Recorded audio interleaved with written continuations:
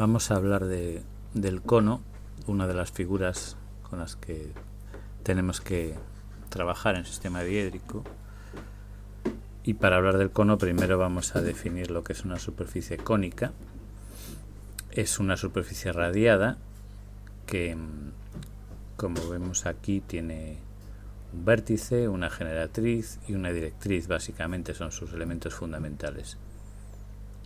Podemos definir la superficie cónica como aquella engendrada por una recta, la generatriz, que tiene uno de sus puntos inmóvil, el vértice, y otro de sus puntos va desplazándose a lo largo de una curva, que es la directriz. Esa directriz puede ser una curva abierta, puede ser una curva cerrada.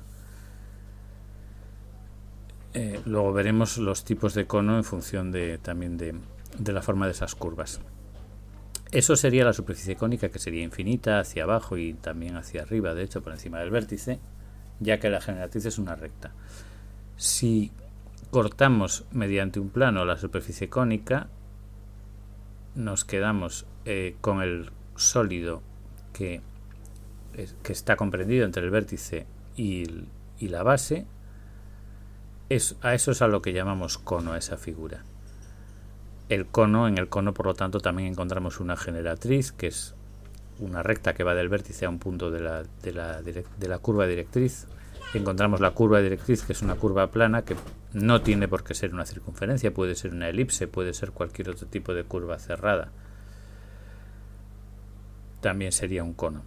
Y por último también tenemos que definir otro segmento, que es la altura, que es el segmento o la distancia que hay entre el vértice y el plano de la base. No tiene por qué ir al centro. Eso solamente va a suceder en algún tipo de cono, que es el cono recto. Vamos a hablar ya de la clasificación de los conos. Vamos a tener conos rectos, conos oblicuos y los llamados troncos de cono.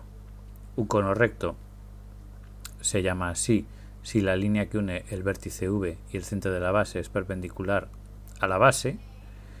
El cono recto no tiene por qué ser su base una circunferencia, podría ser una elipse o cualquier otro tipo de curva cerrada. En el cono oblicuo, en cambio, la línea que une el vértice con el centro de la base es oblicua respecto a la base, respecto al plano que pasa por la directriz. Y por último tenemos lo que se llama un tronco de cono, que se obtiene al seccionar un cono por un plano que puede ser paralelo a la base o también inclinado. Un plano que no pase por el vértice ni que corte a la base tampoco. Eso es lo que se llama un tronco de cono.